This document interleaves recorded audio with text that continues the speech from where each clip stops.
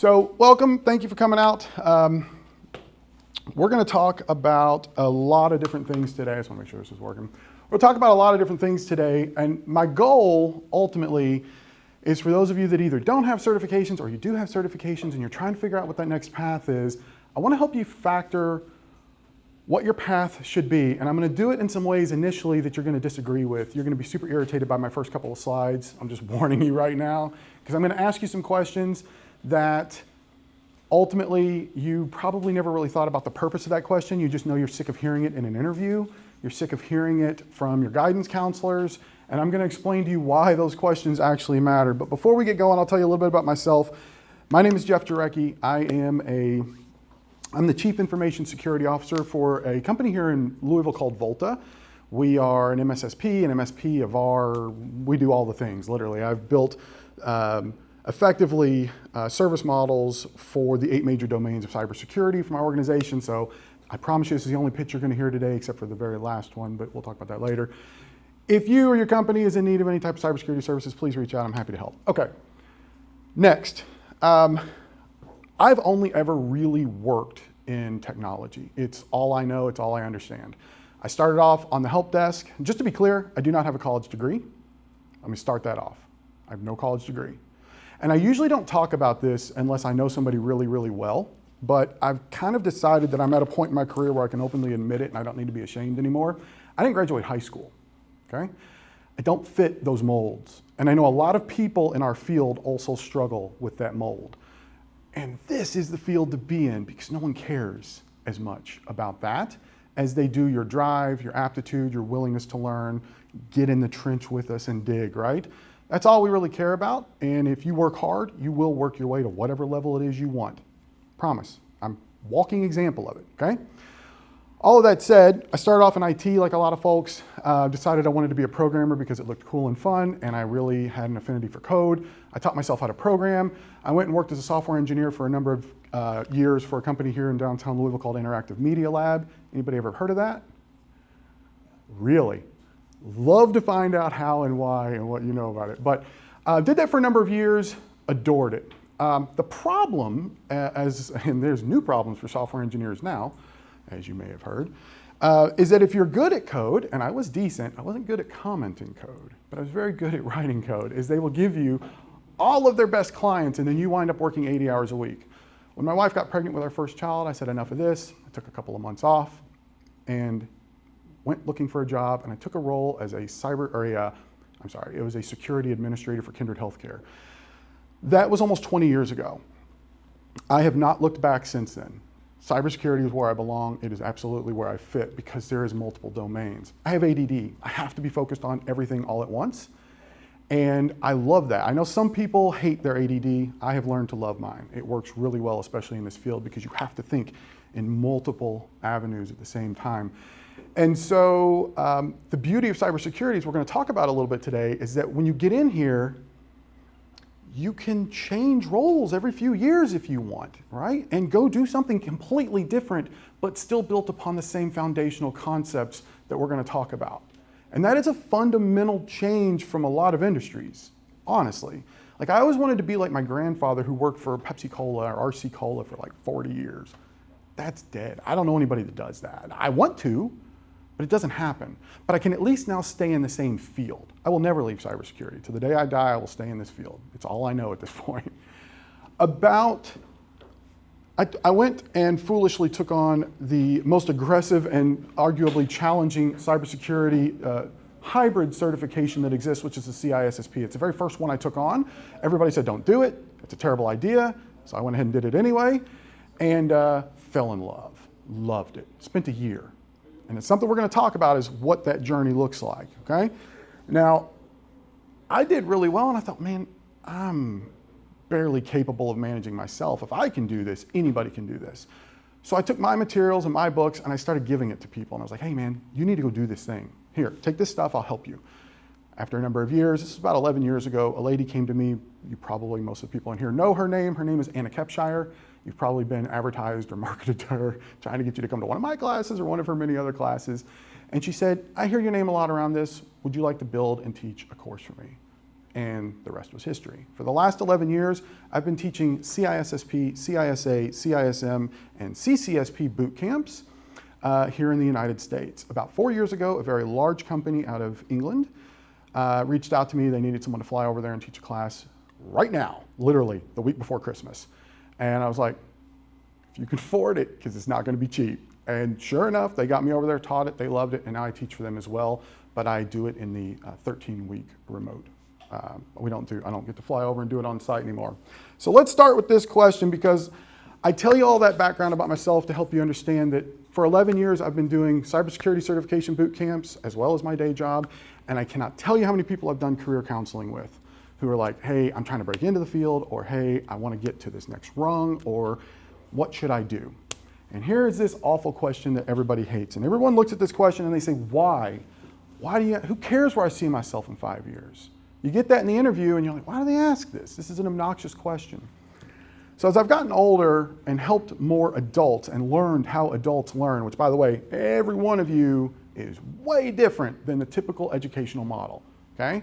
You're not kids. You have kids, you have jobs, you have nightmares that occur in the middle of your work week. Everything that can go wrong does go wrong sometimes. And so I've had to build programs that understand that not everybody is either A, starting from the same position, period. Okay, I'm gonna tell you that first and foremost. And B, regardless of where you're starting from, when you are taking on a career altering or a career enhancing certification, the 1 week boot camp for me, and I don't mean this to be insulting to anyone, I have an excellent developer of certifications and knowledge in the room, so please don't be insulted. For me, the 1 week boot camp is dead. Do people use it? All the time. Can you go get your CISP, CISA, CISM, CCSP in a week? Absolutely. If you have enough experience and drive, and you're willing to work yourself to death for 48 hours, you might scrape by. Congratulations. You're in a pool of people that's in a much lower success rate. For a number of reasons we can talk about later, I had to inadvertently about 9 years ago switch from doing the 1 week boot camps that I taught. I only ever did one really, initially. I've done several since, but to a 10-week boot camp. And I wish I could tell you it was by design and I'm some thought leader and I really planned. Nope, it was an accident. My company went to unlimited PTO. It would have been a conflict of interest. My plan was to use 1 or 2 weeks a year to teach a boot camp, make a few extra bucks. They went to unlimited PTO and I thought, so every week I can just take off whatever week I want and go make money teaching? It's a huge conflict of interest. I couldn't do that. So I ended up building this 10-week course, and when you compare not only the success rates of people that are learning in a 10-week position to the people in 1 week, not only do I have vastly higher success rates, I mean, it's not even close. I will put my students against a 1 week boot camp student, and I don't care how much experience they have any day of the week, because you will become intimately familiar with the materials. You have more time to learn them and really kind of digest them. So, when we're agreeing to take on the effort of a book this big, I should have brought some of the books, I don't know what I was thinking. If you haven't seen the CISP book, it's about that big, it's huge. Okay? Oh, somebody's got one. Somebody's getting one out of their bag right now. It's a nightmare. There you go. That's a CISM. That's a blue band. That's okay. I teach that one too. The CISP is not much bigger than the CISM. It's more content, but it's not many more pages. So this actually becomes, for you today, if you're in here, I presume you want to learn what your next step is and what you ought to be considering and which path, and oh my God, what about AI? If you don't start here, you are very highly likely to, I don't want to say waste your time, because there's no certification is a waste of time. But the answer to this question is supposed to be your strategic goal, like where you want to be, where you think you want to be. Doesn't mean you can't change, we'll talk about that in a minute. But every decision you make from the moment you decide this to the moment you achieve this is supposed to lead in that direction, okay? It's really important, because you're about to dedicate, sorry, here comes the old man, I'm a father and I'm getting old and I'm realizing, so here's this lecture. There is no more valuable resource that exists than your time, period. There's nothing more valuable in this entire world than every second that you have. So if you're choosing to use it in the wrong direction, you are wasting the single most valuable thing that you could possibly have, period. Period. So I want you to do things efficiently.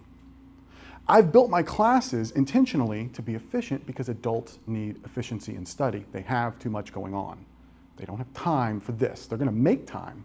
So let me help you make the least amount of time possible and be unbelievably successful. Now, when we know what we want, or we think we know what we want, because if you're like me, you start off technical, right? And you want to be CISO. You're looking at it and you're going, man, I look at what these leaders do at the top, they don't even know what's going on. Like, they just do terrible jobs. They always make the wrong decision. They clearly don't understand the real risks and the implications and the impacts. They have no idea what's going on. So I got to get up there and make some changes. Because then once I get up there, I'll know what's going on, right? I'm perfect, right? Perfect. So I got to get up there, whatever it takes to get up there. Interestingly, along that journey, I've learned why executives operate the way they do and how to actually measure risk and what matters and what doesn't matter, and why it is when you find technical minds go to your leadership and say, hey, we have a major vulnerability sitting here, and they look at you and they say, yeah, we got 1,000 more. Right? That's not my first priority right now. You get irritated, you take it personal. Why? Because you care about what you do.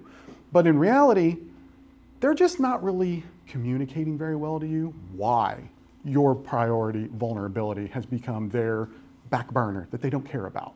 It's because they have 1,000 other major issues going on that you don't realize, right? That's okay. So that journey becomes super impactful. And when you get this goal, you know, I like to talk briefly especially when I talk to students coming into boot camp about here's what you need to do to set yourself up for success. I'm not going to give that talk today because we don't have time. I literally spend an hour helping people structure their stuff to be prepared for success. What I do have time to talk about is whatever you pick at the end of today's solution, if you pick anything at all.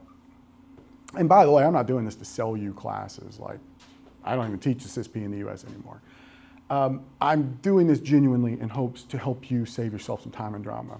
Whatever decision you decide to make, you've got to actually make it a priority. One of the first things I tell my students is, this isn't you, this is your family. You have to talk to your family. Tell them that you are investing your valuable time in advancing their financial situation and yours. And so you're going to schedule blocks of time on your calendar and you're going to respect it. No more dismissing that or snoozing that notification. When your 1 hour for study comes up, I don't care what you're doing. You should have known that. If something else is going on, it must be an emergency, because otherwise you failed to plan, therefore you plan to fail. You must respect those blocks of time and stick to them. No matter how ineffective you think it is, that is like key point number one that I try to tell students. Number two, you're going to hit roadblocks. You have to recognize the difference between an educational roadblock and a, wow, I really don't want to do this now. Because sometimes you're going to get into these courses and you're going to go, why am I doing the math on risk? I don't care about this. There's lots of things that are going to come with that big CISP book or whatever book you pick that you probably aren't going to love. And you're going to start questioning, is this really for me? Everyone struggles through certain aspects. The way you know a certification is not for you is if after about a month of doing dedicated study, 1 hour a night, that's what I have my students do. Yeah, it's an hour every day. If you literally are dreading tomorrow's study, call me. Well, call your instructor, talk to somebody. You're probably in the wrong field. Not on week 1, not on week 2, week 4. If you're a month in and you haven't found anything redeeming, anything you enjoy about that certification, you don't enjoy the topic at all, you need to switch. I would argue you need to switch gears. You need to probably reevaluate if you picked the right goal, okay? That doesn't happen very often. I will tell you that. There's very, very, very few people that have come to me and said, you know what, this isn't for me. It is if you want success, and we're going to talk about why that matters in a minute. So, figure it out, be ready to pivot, and don't consider a pivot a failure. If you get headlong in, because by the way, I'll bet you a whole bunch of you in here want to do the sexy side of security, which is like, I want to be a pen tester. I want to get my OSCP. Yeah, me too. I hear you. It's awesome. It's amazing. You might get into it and realize, I don't want to memorize all these commands. Like, this is, forget this. Like, and that's okay. Then you pivot, right? But don't give up before you've actually experienced what it is. once you make that decision. So review and adjust, and don't consider it a failure. If you do need to pivot, if you look and you say, you know what, I tried it, I learned some things, it's a good experience, but this really isn't my bag. Maybe this isn't what I actually want to do. That's okay. That doesn't mean you wasted a bunch of time, because if you did a good job of the studies, you're going to carry that knowledge with you. Really, really critical. Now for the loftiest of lectures around certifications. Someone told me, my mentor, does anybody know Brian Blankenship? Nobody? Oh, that's so sad. He's retired now, whatever. He's one of my best friends in this world. He kind of took me under his wing at Kindred Healthcare, and was like, man. He took me to my first ISACA, or my first ISSA meeting and ISACA meeting. He introduced me around, and my career hasn't been the same since. Love that man, okay? But he looked at me when I said, Brian, I think I'm gonna take on the CISP, and he goes, don't do it. You do not want to start there, Jeff. Like, you're smart, we get it, yeah, okay, don't do it. And I said, yeah, okay, but I'm gonna do it anyway. And he said, okay, well, let me tell you this. You're gonna be aiming for a goal. Good for you. Don't forget to stop and smell the roses. Believe it or not, the most valuable thing you're gonna do is all the pain that you endure learning this content. The actual journey is so much more than the rewards that you get from the certification. And I realize some of you are like, dude, I want the certification so I can make more money. I promise you, there's nothing more rewarding than cash. Believe me when I tell you, there is. If you actually take time with the material and you learn it, there's something I've talked about in every one of my boot camps, basically from the beginning of time, which is what I call the kind of the security butterfly effect, okay? And this really applies especially to the CISPs and the CISMs, a little bit the CISAs, and a little bit the CCSPs.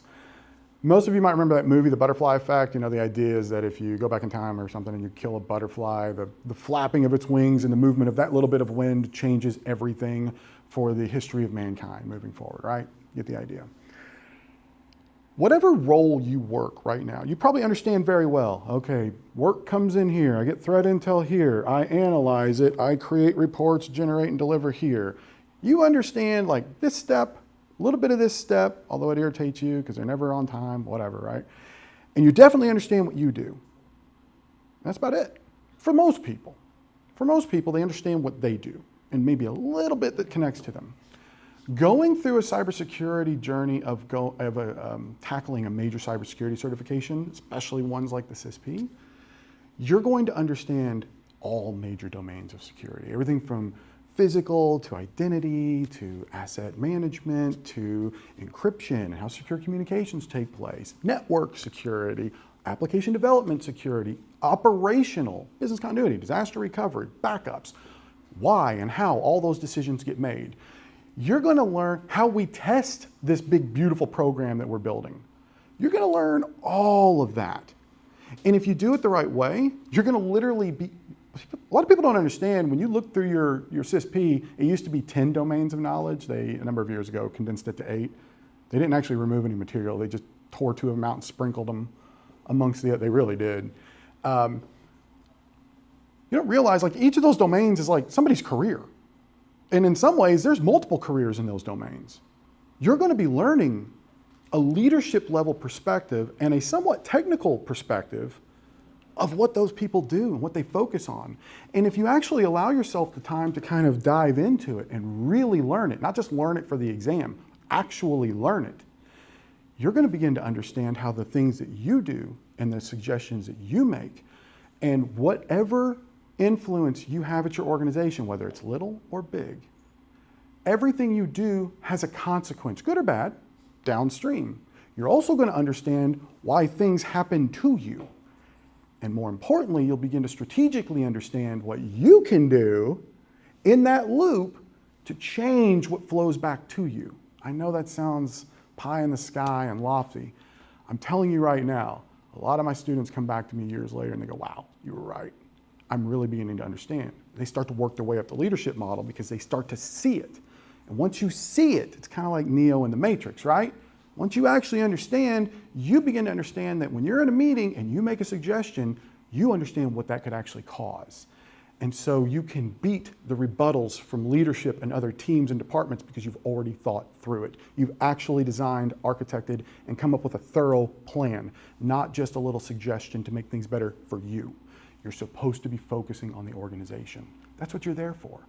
It's not your data, it's not your systems. You're there for the organization and whatever they do. You're there to opine on risk, discover it, opine on it, remediate it when and where possible, and deal with the after effects when leadership fails to do what you warned them about. Right? That's what we're for. And if you don't yet understand that thoroughly, see me after class. I'd like to lecture you more. In all honesty, the journey is where you are going to get the most value. Yeah, you might get a few more bucks. Yeah, you might get another interview. Yeah, you might get a better position. And I promise you that's all great. Nothing is better than actually feeling like an expert at what you do. There is no better feeling than genuinely understanding what your role is and how you can be the best player in it and how you can better support those around you. There is nothing better. Whether you want leadership or not, it's irrelevant. If you want leadership, this is a good way to go. But even if you don't care, you don't want to lead. I never wanted to lead, ever. I can barely manage myself. The last thing I want to do is manage people. If you can understand these things, you become the most valuable player in your organization.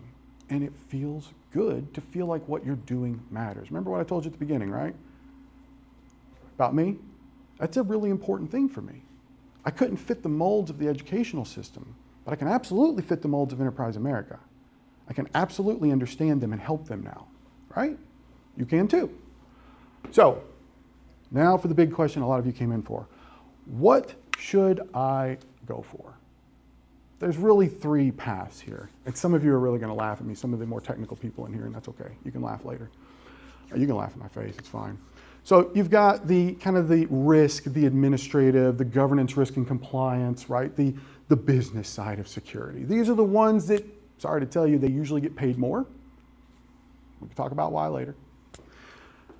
These are the ones that usually have the most influence and ability to impact change. Okay? These are also the ones who have to struggle to stay awake in certain meetings because it's boring.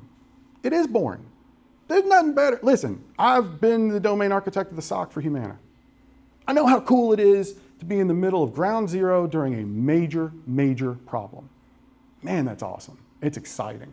It's fun. Who could fall asleep in that, right? Nobody. Now let me talk to you about our business continuity and disaster recovery plan. It's not nearly as exciting, all right?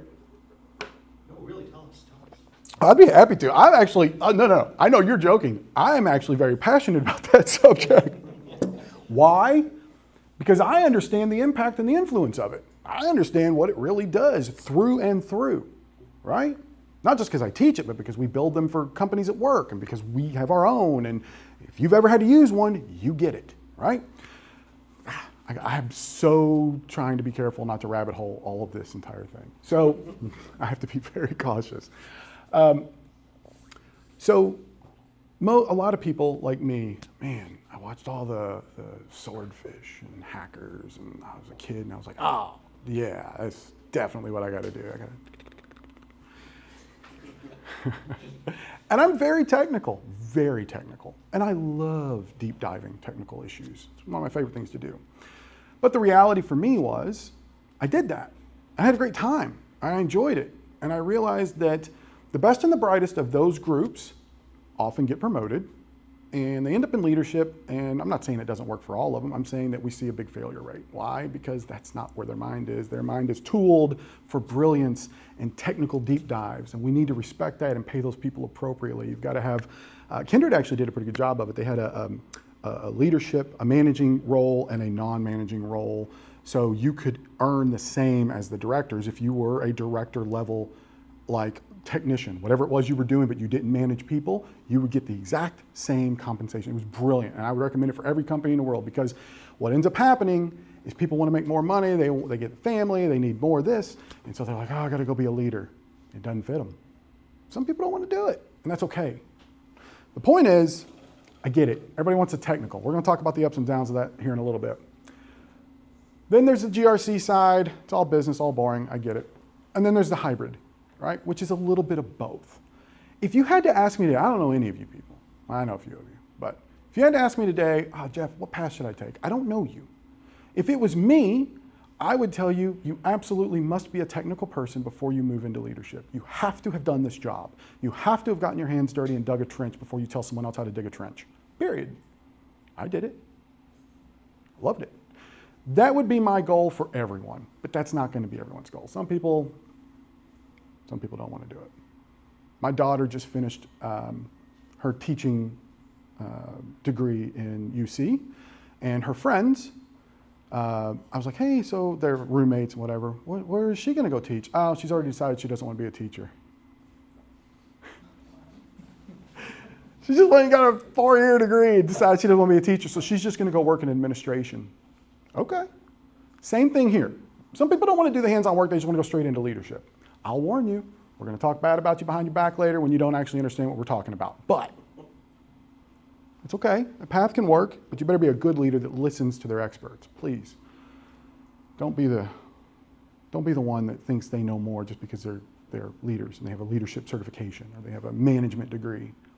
I'm sorry, keeping it real. It's not enough. It's not enough. Not in cyber. This world is different, very different than most other seats at the table in a company. Cyber's different. So everybody knows there's a huge gap. I mean, the numbers are ridiculous. And the funniest thing about this is I can almost hear it in your heads right now. 4 million open jobs, why can't I get one then? We'll talk about that too. Give you some advice that can help you.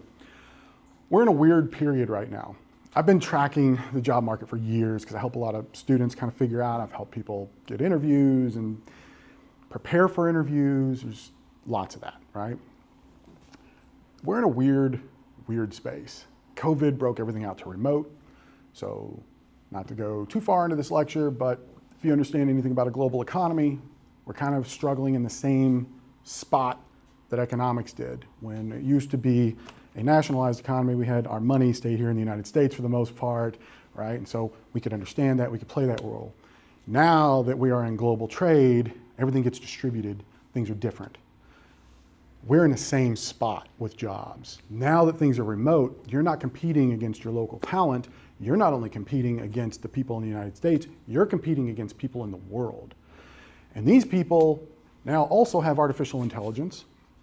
I can post a job right now. I'll have 1,000 applicants by, well, an hour from now. I'm not kidding.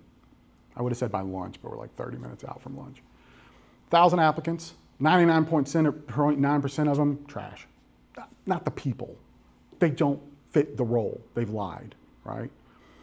So we have to use AI to filter all that out. Now, I know people are going, oh, dude, really? You're probably filtering out good candidates. You're right. I am, and I know it. You gonna come in and look at 1,000 resumes with me and investigate all these people? Oh, you're not? Okay. So because of that, that's the reality. So what do people do? They say, oh, well, I gotta get past these AI filters. So what do? You use AI to develop your cover letter and your resume. And now you're getting past my filters. Congratulations, you and everybody else. We now have more things coming in than we can possibly ever assess and evaluate. So it's almost becoming a lottery pool for jobs. It's disgusting, and I hate it, and I'm sorry for every person in here that is struggling to find a role. What I can tell you, and it's a completely separate talk, it's the one I've given to a bunch of people, I can tell you all the tips and tricks to help you get to the front of that line. You still won't be in the front, but you'll be in the front 100, which is better than where you probably are if you aren't doing a lot of this stuff, okay? But it's still not enough. I'm hoping that things normalize. I don't know how they're going to normalize because we do literally have 4 million open positions or more across the globe for cyber roles, that there are not enough capable humans with which to do the job, period. Like, you can stop that statement right there. Getting that job is a challenge because you are now fighting people. I don't know if you've seen this is awesome. These are great. There are people, so there's AI engines that you can have running that listen to all the audio around you at all times. Like, I normally have a wearable that I wear, actually, and I forgot it today. So they'll have that up on a separate machine or a separate monitor, and it's listening to the interview, and it's trained, it knows your voice. And so as the question is being asked by the interviewer, the AI model hears it and immediately starts spitting out the world's most brilliant answer that that person is basically reading back to you. In addition, to attempt to hide nationalities, origins, etc., people are using AI to completely change their face. You literally have to have them put 3 fingers in front of their face because it'll break most algorithms. If you don't do that, we've caught a number of people in interviews doing this. It is rampant. It's bad, okay? And just look it up on LinkedIn. You'll see a bunch, because people are sharing the videos. It's funny, but it's not funny. I don't know how things get better from this, other than you become an absolute expert in your field. You have to know what you're doing. You have to know what you're talking about, and you got to get noticed. Yes? You can say the other side of that too. I mean, I can't tell you, like, probably, they call them like zombie jobs or dead jobs on the other side. I hate that. It's like, I mean, they're just total nonsense. It's like a job that they're going to maybe hire for in the future. Oh, it's way worse than that. Or they're trying to like make it look like that their company is doing much better than they actually are. So they'll post jobs, big job listings. Yep. And stuff. That way they can jack their stock price up a quarter of a point.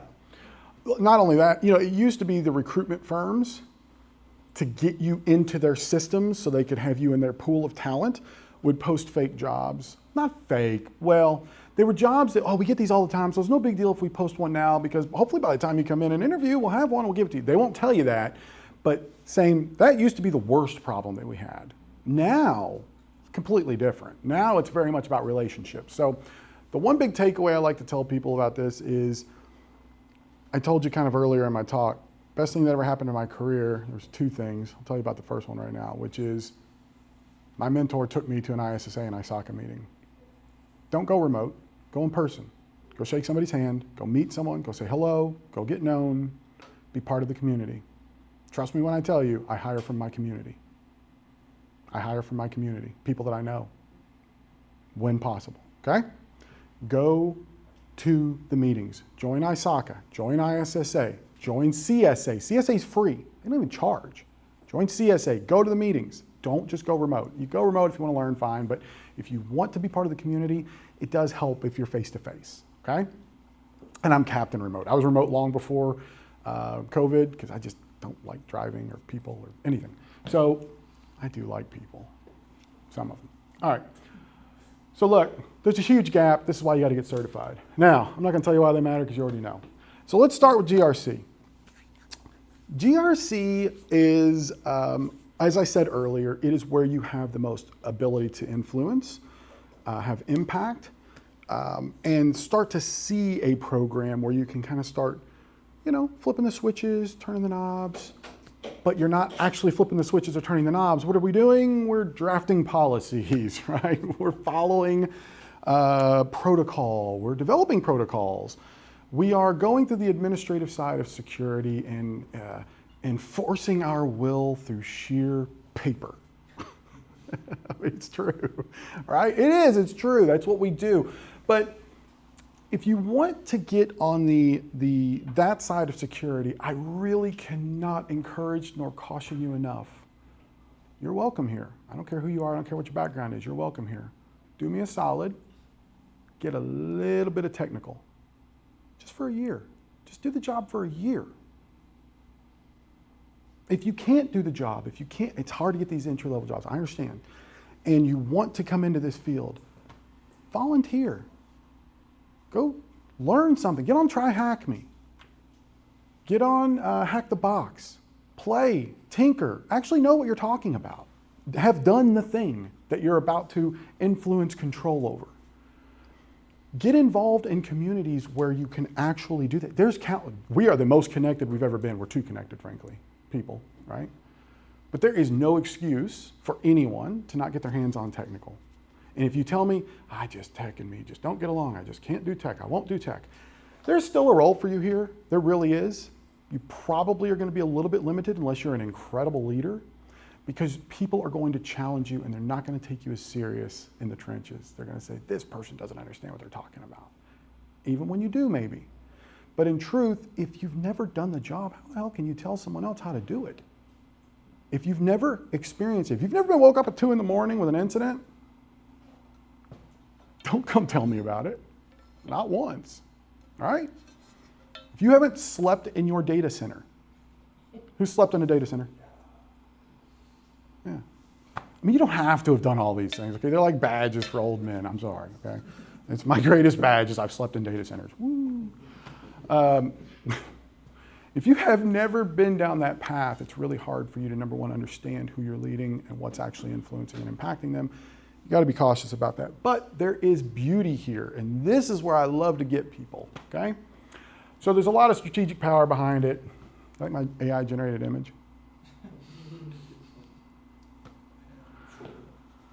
Why not?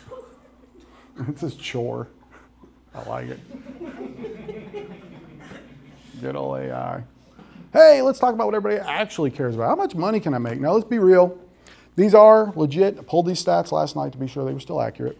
These are the average pay, but let's talk about what average means. Average means over every market in the United States.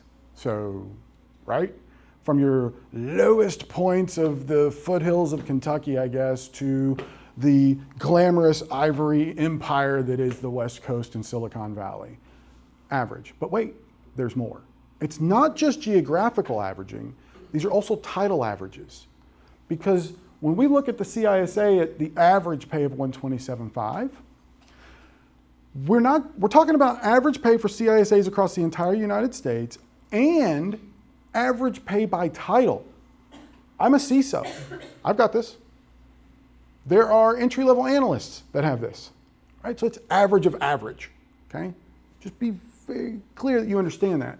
And companies aren't stupid anymore. You're not getting a Silicon Valley job living in Kentucky getting paid Silicon Valley money. Unless you are, the greatest AI mind that ever existed. They're not playing games with you right now, right? There's 999 more people waiting in that inbox that'll take the job for a reasonable price point than you getting $500,000 a year living in Kentucky.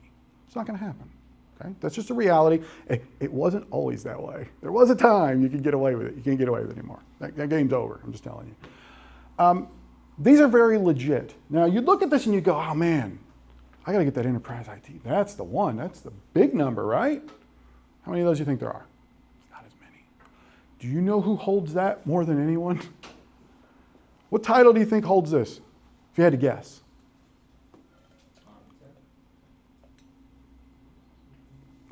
There's lots of architects that have it. That's a CIO cert for security. It's a CIO.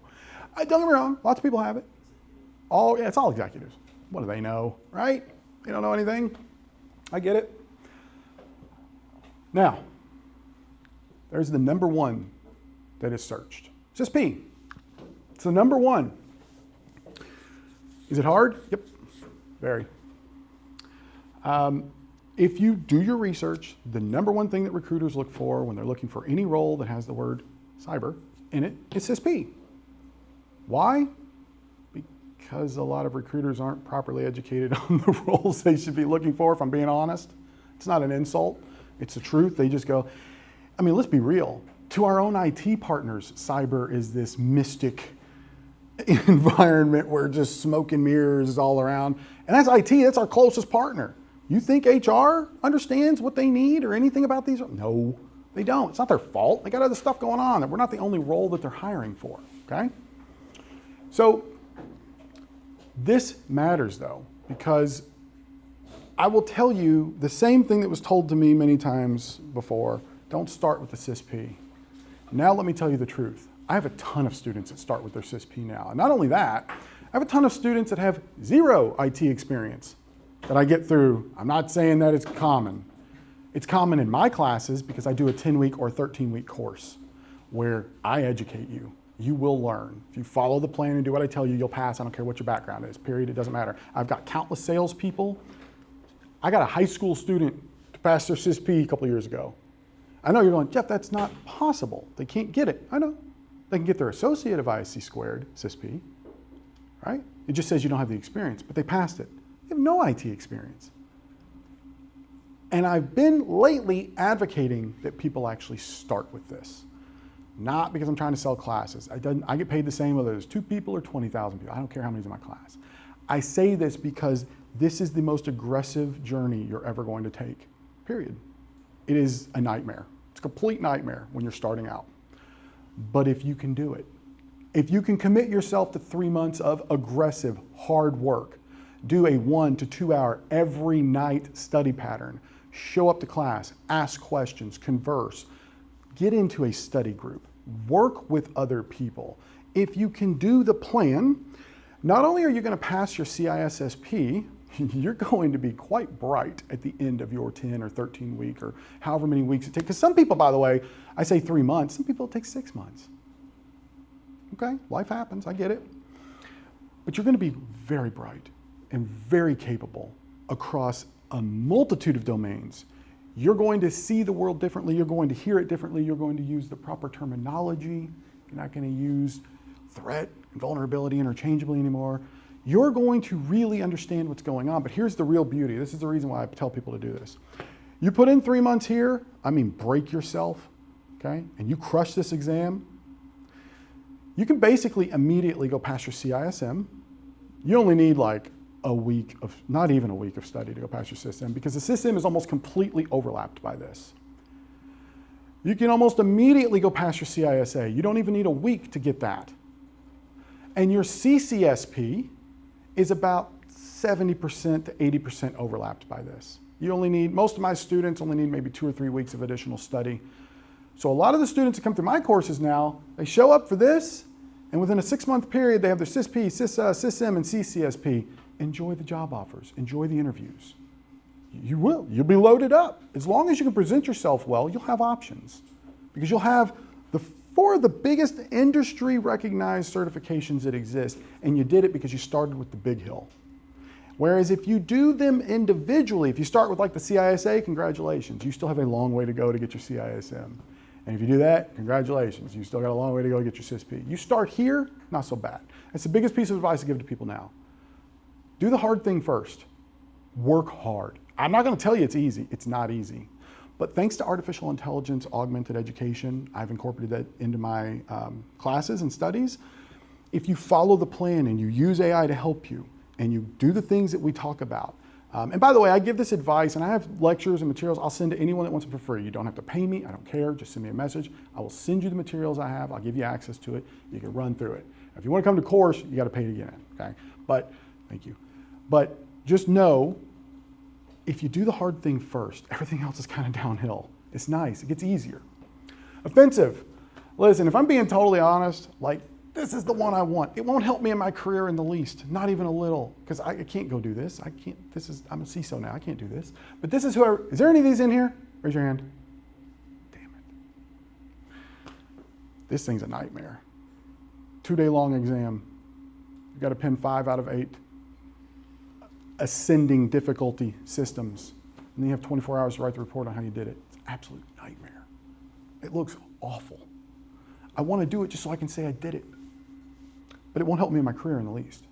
So I'm not going to do it. I don't have time for that. I really don't.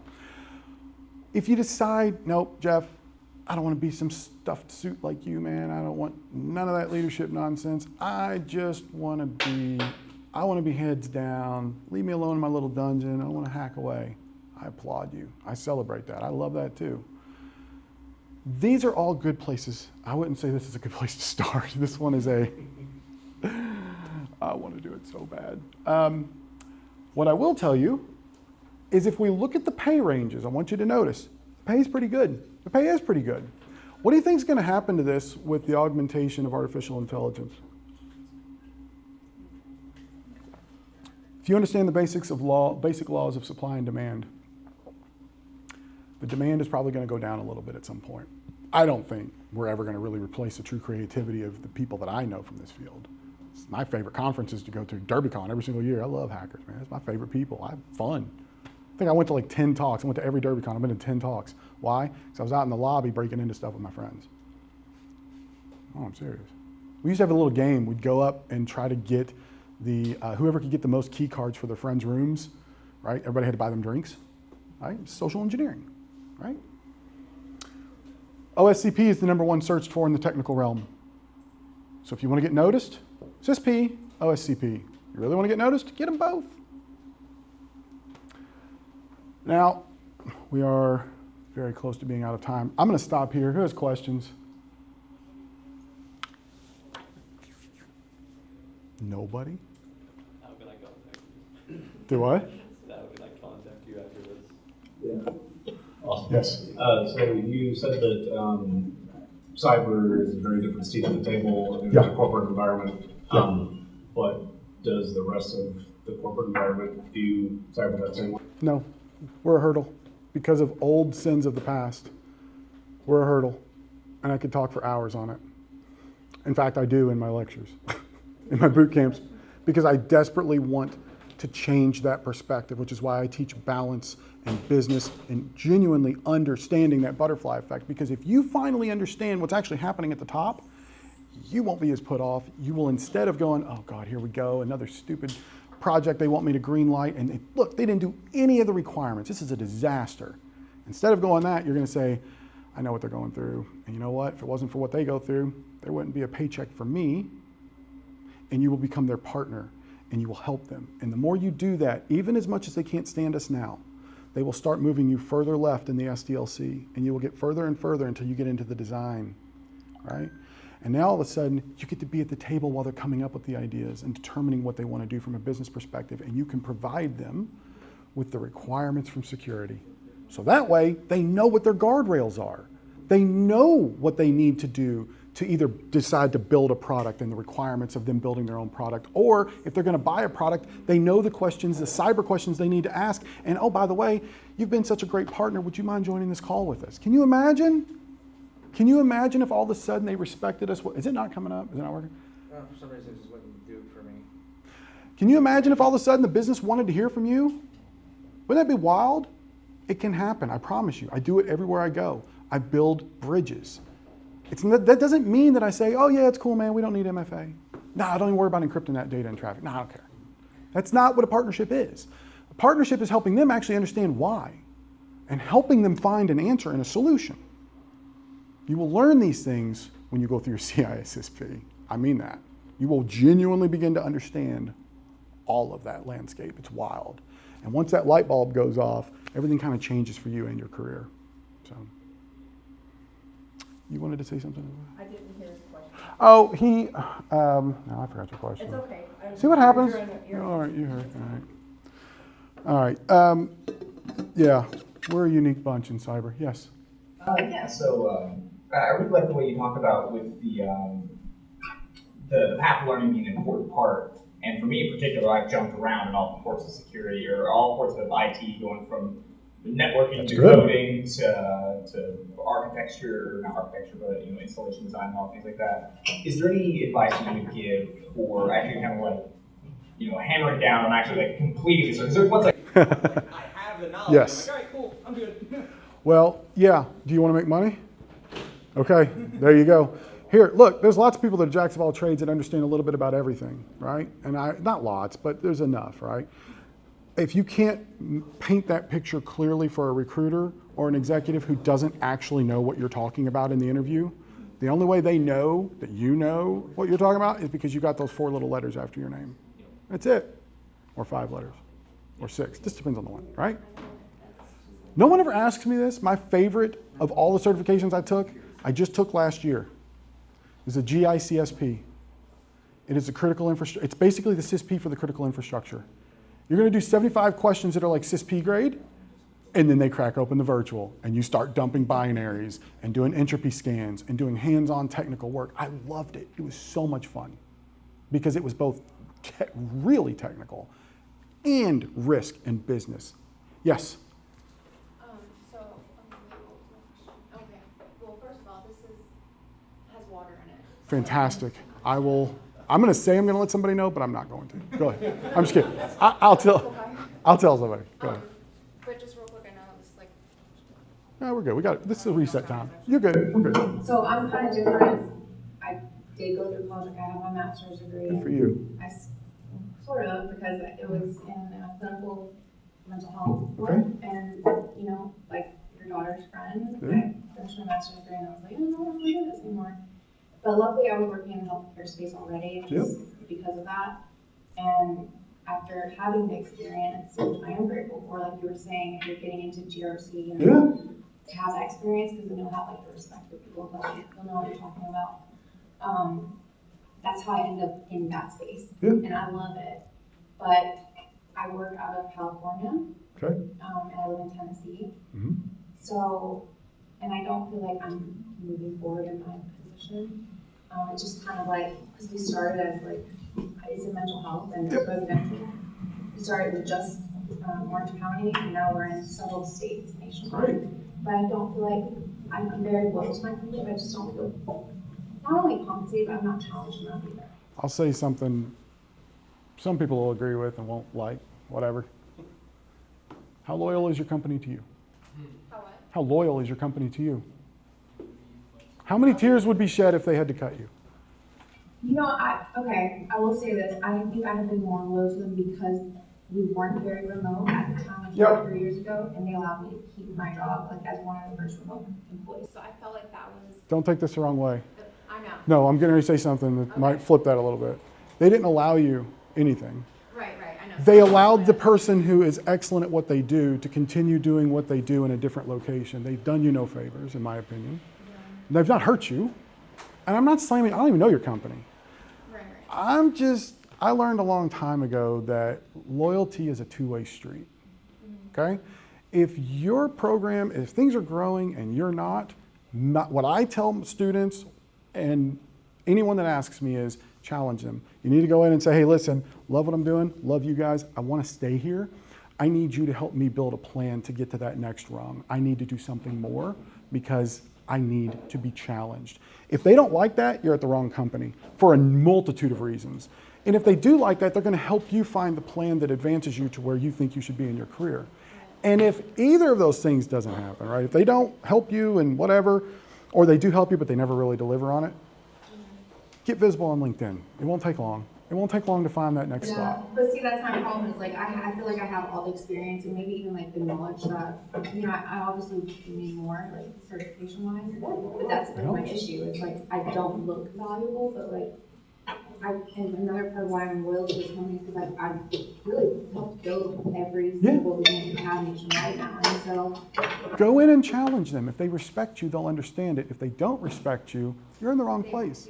Because their money, There it is. they're putting their money into like these sites. But anyways, my question is, I know you teach these courses, I don't live here though. Yeah. So you're like online? Mine are remote. All of mine are remote. I haven't taught in person since COVID. Okay.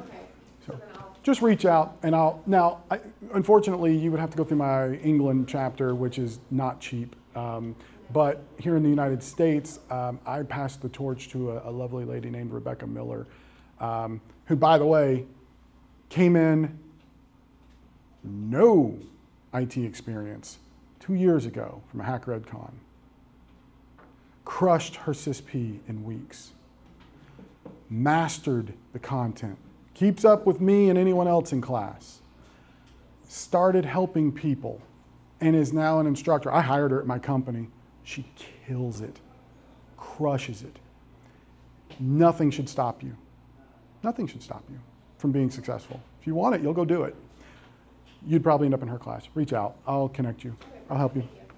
All right, folks. Thank you all. Enjoy the rest of the show.